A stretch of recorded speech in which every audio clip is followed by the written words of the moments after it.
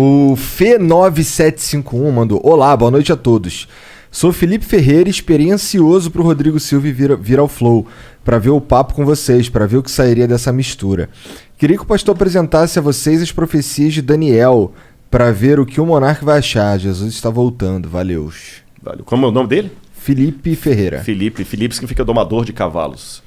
Já que o Felipe falou, Felipe era o nome do pai de Alexandre o Grande. É interessante que não vale Rodrigo, nada. E Rodrigo? Rodrigo significa... Rodrigo vem do saxão. Rodericum. Significa aquele que é rico em glória. Eita!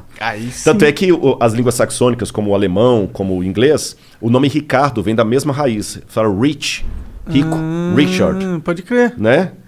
Bom, vamos lá.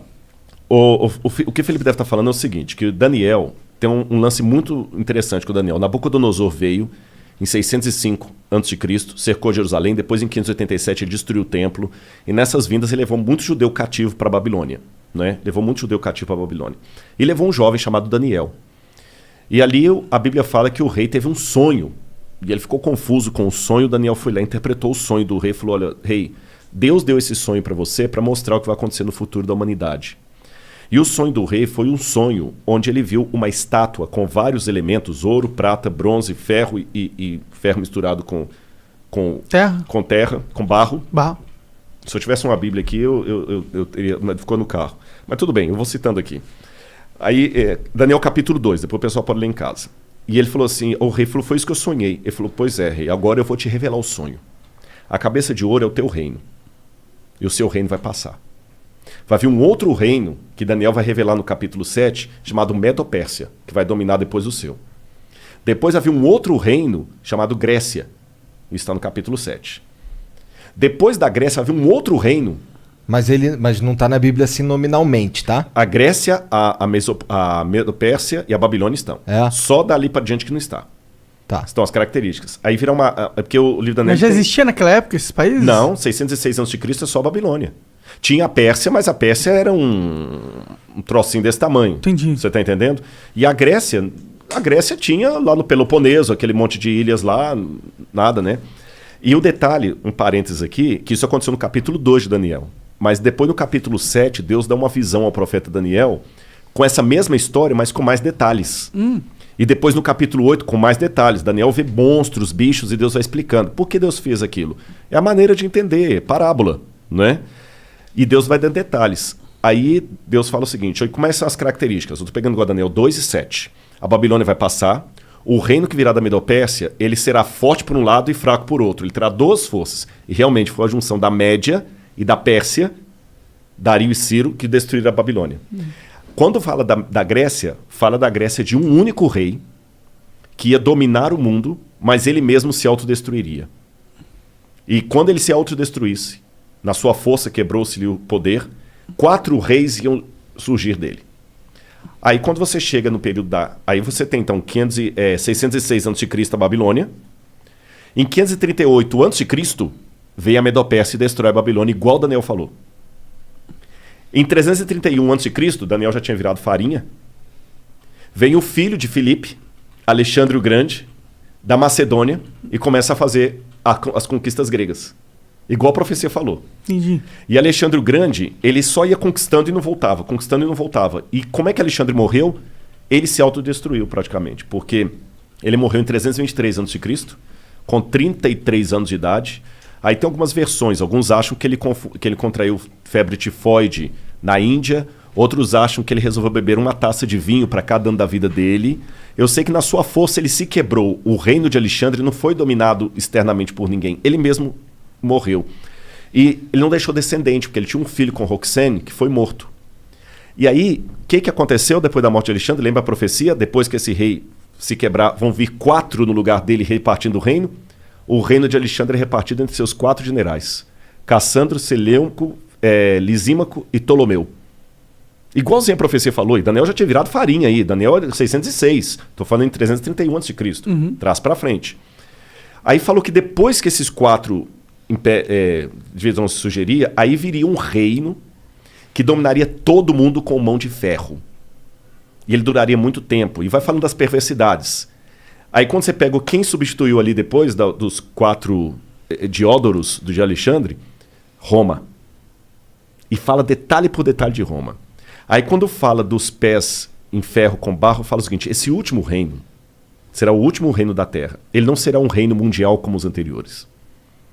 Assim como ele tinha uma parte em ferro e uma parte em barro, esse reino será um reino dividido entre nações, onde ele terá, por um lado, a força do ferro, por outro lado, a fraqueza do barro. Durante muito tempo, essas nações tentarão se unir por acordos, contratos e casamentos. Mas assim como o ferro não se mistura com o barro, eles não se unirão. Aí quando você continua estudando a história geral, o que acontece em 476 d.C.?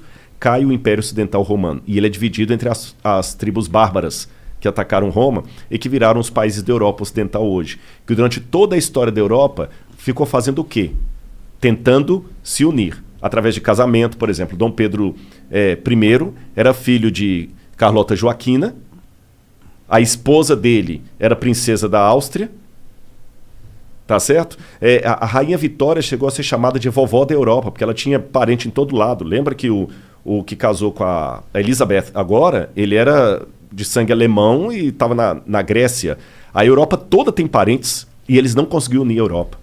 O que Napoleão tentou? O que Carlos Magno tentou fazer? Unir a Europa, ele não conseguiu. O que Napoleão tentou fazer? Unir a Europa, não conseguiu. O que Adolf Hitler tentou fazer? Unir a Europa e não conseguiu. Mercado como europeu, unir a Europa e não conseguiu. Agora o Brexit. A Europa pensou que rachou de novo. E a profecia falou que esse reino seria um reino dividido até o fim, quando então virá uma pedra do céu, que é a volta de Jesus. Eu dei um panorama assim rápido, sabe? Então acaba com o cometa. Não, aí é um símbolo da volta. Não é um asteroide. Fala que é uma pedra como se fosse tirada uma montanha. É um símbolo da intervenção divina na história. Entendi. Nos dias desses reis. Então, cara, é muita coisa coincidindo assim que você vai assim, pô, mas aconteceu ao pé da letra. Isso é só um exemplo. A Bíblia está lotada de profecias. Não são profecias como música de Roberto Carlos quando você está na fossa. Qualquer uma conta a sua história. Você entendeu? Não tem música assim. Qualquer uma conta a sua história. Você tá lá, tomou um pontapé no traseiro da menina, parece que a música foi feita para você. Sim, histórias que são arquétipas. Não, tipo não é o caso. Do herói. Isso aqui é... Histórias que se repetem na humanidade. É muito legal. E eu vou fechar essa resposta aqui, que foi só uma pincelada que eu dei, né? Durante muito tempo, muitos pensavam que tudo de Daniel era um mito. Por exemplo, se você conversasse com um cético no século XVII, XVIII, até o início do século XIX, ele dizia assim... Daniel não foi o cara que leu umas paradas que foram escritas na parede com sangue? Foi o Belsazar, que era o rei da Babilônia. Eu vou falar dele na arqueologia. Olha que interessante. Segura que eu vou falar dele. Um cético, até por volta de 1820, ia falar com você assim: livro de Daniel é todo mito, bobagem, nada disso aconteceu, porque a arqueologia não existiu Babilônia. Pelo menos o grande império da Babilônia não existiu. Você vai no rio Eufrates de fora a fora e não vê nenhuma Babilônia ali. E a Bíblia e Heródoto falavam que a Babilônia, o rio Eufrates cortava a cidade, igual o Tietê e Pinheiros corta São Paulo. Aí você vai Tietê de fora a fora e não vê rastro de cidade.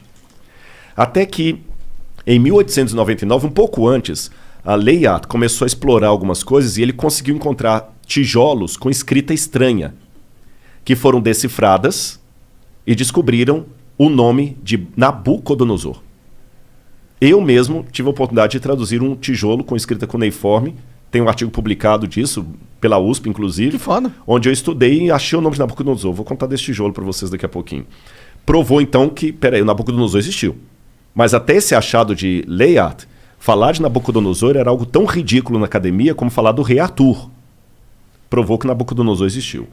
Em 1898, 14 anos depois disso, Robert Coldewey, um arqueólogo alemão, descobriu na colina de Hilá a Babilônia. E o rio Eufrates estava desviado, por isso que ele não passava dentro da cidade. Entendi. Então já provou, Nabucodonosor existiu, a Bíblia estava certa, a Babilônia também existiu. Aí, depois descobriram, quando decifraram a escrita cuneiforme, o neo-acadiano, a lista dos reis da Babilônia. Aí veio o Belsazar. Porque, segundo a Bíblia, o rei que estava no poder quando os medo-persas atacaram a cidade, o rei da escrita na parede lá que se falou, chamava-se Belsazar. Só que quando você pegava a lista dos reis da Babilônia, o último rei era Nabonido. Então, peraí. Agora nós temos um problema arqueológico. A lista oficial da Babilônia, quando colocava os reis inteiros, o último foi Nabonido, não teve nenhum depois dele. E a Bíblia fala que o último rei era Belsazar. Aí muitos críticos falaram, tá vendo? A arqueologia desmente a Bíblia. Até que William Talbot estava trabalhando nos porões do Museu Britânico e ele descobriu um tablete que foi traduzindo as orações de Nabonido, as crônicas de Nabonido. E lá nas orações de Nabonido, ele pedia aos deuses, ao deus Marduk, que protegesse o seu filho primogênito, Bel-Uru-Achar, que é Belsazar. Aí o Talbot, pô, caraca, bicho, o Belsazar da Bíblia existiu. Mas mesmo assim os críticos falaram, calma, isso não prova que a Bíblia está correta, porque a Bíblia coloca Belsazar como o rei da Babilônia. A única coisa que a arqueologia provou é que existiu um filho do rei chamado Belsazar. Só que mais tarde descobriram outro pedaço de tablete. Quando eu falo tablete cuneiforme, é aquelas pedacinhos de argila com escrita. Sim. Aí trazia o que aconteceu. O Nabonido não ficava em Babilônia a maior parte do tempo, ele ficava no oásis de Teimá. E quando os medo-persas atacaram a cidade, ele estava em Teimá, ele voltou desesperado com o exército dele, mas foi interceptado. E quem estava na cidade? Ali diz que estava o filho dele, Bel-Uru-Achar, que assumia o trono na ausência do pai. Entendi. E que naquela noite o filho foi morto, como a Bíblia fala. Agora olha que detalhe. Quando você vai no livro de Daniel, no capítulo 5, que conta essa história, o rei no desespero, quando ele vê a escrita na parede lá, que é a sentença de morte dele, ele chama os sábios da Babilônia para decifrarem, inclusive o Daniel, o profeta. Uhum. E ele fala com Daniel assim, Daniel, se você decifrar a parede, eu farei de você o terceiro no meu reino. Está assim na Bíblia, farei de você o terceiro no meu reino. Agora faz sentido por que a Bíblia diz que ele prometeu o terceiro lugar. É porque ele mesmo... É o segundo. É o segundo. Cara, então você vai pegando esses detalhes, é incrível, incrível. E quando eu traduzi, por exemplo, esse tijolo, que hoje está no Museu do NASP, eu sou o curador de um museu de arqueologia lá, Da hora. e eu fiz a datação com a USP, a gente datou o tijolo por termoluminescência. Porque eu fiz primeiro a tradução do acadiano, e eu achei o nome de Nabucodonosor e do pai dele, Nabopolassar. Eu traduzi a publicação, publiquei a tradução, e depois no IPEM, a gente foi fazer a datação ali com o Casimiro Munita. É aquele negócio, a gente cruza dados, contas... Eu não sou da área da química, mas aí a gente faz pares e publica artigo científico junto. Ah. Aí, quando fizemos a datação, a data da USP de termoluminescência deu 300 anos antes de Cristo para o tijolo, que eu traduzi. Da hora. Mas não foi da hora, sabe por quê? Não, porque Daniel era de 600 e pouco. 600. Eu tô com um hiato de 300 anos aí. Entendi. Aí eu, quebrando a cabeça, o Casimiro falou, não, Rodrigo, calma, não fica desesperado, não. Aí é a hora do cara explicar a área dele, que você não conhece. Aí o Casimiro me explicou assim, doutor Casimiro Munita, do IPEM. Ele falou assim, Rodrigo, a gente consegue, pela termoluminescência, datar a última queima da cerâmica. Então essa cerâmica pode ter 2.000 anos. Mas se ela sofreu um incêndio 300 anos atrás, ela vai dar que tem 300 anos. Entendi. Porque eu tô datando a queima dela e não a primeira queima. Uhum. Se você coincidir de ela não ter passado por nenhum incêndio, você vai estar datando o dia que ela foi levada ao forno. Uhum. Mas se ela teve um incêndio depois disso, zera. Eu falei, então bingo. Ele falou, não tem nada na história que mostre. Eu falei, bingo. Aí eu lembro que por estudar as profecias de Daniel, eu fui estudar bastante as conquistas de Alexandre, e Alexandre colocou fogo no templo de Eságuila, na Babilônia, e depois manda reconstruir. A gente deduz que foi Alexandre. Alguns têm a dúvida se foi o Alexandre ou se foi o Ptolomeu, que botou fogo, não Lisímaco, corrigindo, que botou fogo no Entemenac. Isso foi 300 anos de Cristo. 300 anos de Cristo. Então eu falei, bingo. E o único prédio da Babilônia que foi incendiado e por isso reconstruído foi o templo do Entemenac. Você está entendendo? O único. Aí eu falei, então agora eu sei, a data que eu tenho é a data do incêndio da época de Alexandre. E agora eu sei, dentro da Babilônia, de onde veio esse tijolo. Dentro do templo. Aí eu fiquei emocionado, gente. Vou falar com vocês por quê. Porque aquela inscrição que eu traduzi era uma inscrição pública. É igual você tem na Flow, que estava na parede ali embaixo e tudo, é uma inscrição pública, né? E aquela inscrição pública estava no templo do tesouro do Nabucodonosor. E a Bíblia fala que quando ele levou os utensílios de Jerusalém para lá, para humilhar os judeus, e para lembrar o início da nossa conversa lá do podcast lá atrás, que eu falei que Jeremias falou, Deus vai trazer os babilônios, porque vocês não estão obedecendo a aliança, Deus vai tirar a proteção dele, já que vocês estão procurando outros deuses. O Daniel viu os utensílios sagrados do templo sendo levados pelos babilônios lá para a Babilônia. E segundo a Bíblia, guardados na casa do tesouro do Deus. É provável que esses tesouros ficassem dentro do templo do Entemenac. Porque o Nabucodonosor dos babilônios, eles tinham o costume de fazer uma espécie de museu, antes dos museus, de guardar artefatos de espólio de guerra dentro do templo. Pode crer. Então Daniel leu com os olhos dele aquela inscrição que eu traduzi. Ah, pode crer. Agora ele leu com que espírito? Humilhado. Imagina, tudo que você tem de mais especial. Se você for religioso, aquele crucifixo que a sua avó te deu, que fez o catecismo e tudo, sendo colocado lá de qualquer maneira lá... Com um espólio de guerra. Espólio de guerra. Ou então vamos supor que aqui no programa vocês têm algumas coisas legais, que falam assim, pô, isso aqui a gente guarda com carinho, porque isso aqui foi o primeiro prêmio que a gente ganhou e tudo. Sim. Aí você vê um negócio colocado lá, banalizado, te dói o coração. Daniel estava humilhado. Ele passou na porta do Entemenac e ele viu isso. E ele leu aquela inscrição. Eu sou Nabucodonosor, que foi o que eu traduzi. Rei da Babilônia, provedor dos templos de Esagla e Êxodo. Daniel deve ter feito perguntas similares às que eu fiz quando eu estava com a depressão. Onde está Deus? Tem o Salmo 139 que diz: às margens do rio da Babilônia, nós nos assentávamos e chorávamos lembrando de Sião. Aqueles que são mais antigos que eu devem lembrar de uma música antiga, né? On the rivers of Babylon. É uma música dos anos 70, 80, The Rivers of Babylon. Eu não manjo. Mas é uma música legal. Depois o pessoal dá uma gulgada, eles vão achar. E essa música fala desse salmo que os judeus compuseram. Mas foi uma música pop, foi uma música de rock. A dor deles por estarem na Babilônia. No salmo fala assim, os que nos levaram presos pediram que nós cantássemos alguma música da nossa cidade, da nossa pátria. Mas como nós podemos cantar a música da terra com o nosso templo destruído? Então Daniel estava arrasado, igual eu estava lá no Cevisa. Daniel leu aquela inscrição como um símbolo de humilhação. 2.600 anos se passaram. Aquela inscrição, por um golpe de sorte, não sei, entre aspas, foi encontrada por um brasileiro lá no Iraque, quando trabalhava na Mendes Júnior em construção civil. Olha lá. Esse brasileiro ia passear nas ruínas lá, e via aquele monte de pedra, fez amizade com um soldado lá, futebol, Pelé. Cara, deixa eu levar um souvenir pro Brasil. Pega o que você quiser. E ele escolheu, no meio do monte de monturo lá, esse tijolo, porque tinha uns desenhos legais. Chegou no Brasil, ele falou: o que eu vou fazer com isso? Vou jogar isso fora. Aí a mulher dele falou o seguinte: não joga fora não. Doa isso pro professor Paulo Barbosa, ele é professor da escola adventista lá, de história, ele pode usar, que doou. Esse professor Paulo ficou com essa pedra uns 30 e tantos anos. Ele até morreu, esse professor. Quando foi um dia, ele foi visitar o museu do NASP e ele viu alguns tabletes com inscrição cuneiforme. E eu estava no museu nesse dia. E eu falei: eu tenho lá em casa um tijolo com esses desenhos. Eu vou doar para vocês. Que legal. Cara, eu fiquei, sabe? Como é que é?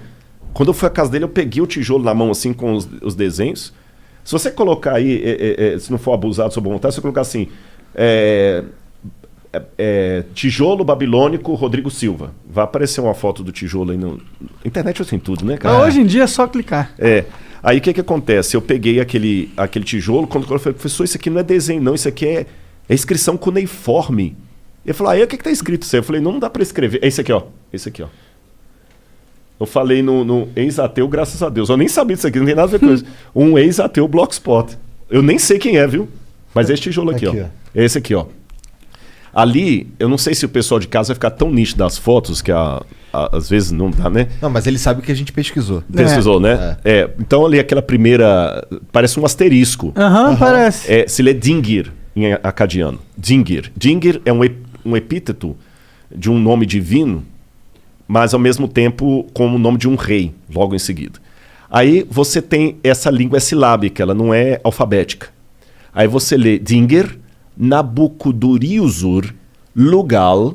Lugal é rei em acadiano. Bom, antes de entrar na tradução, eu lembro que quando ele colocou o tijolo no meu colo, falando que era desenho, eu falei: professor, isso aqui não é desenho, isso aqui é escrita. Aí ele falou assim: então lê para mim o que ele está falando. Não dá para ler igual você lê a Folha de São Paulo. Pô, não...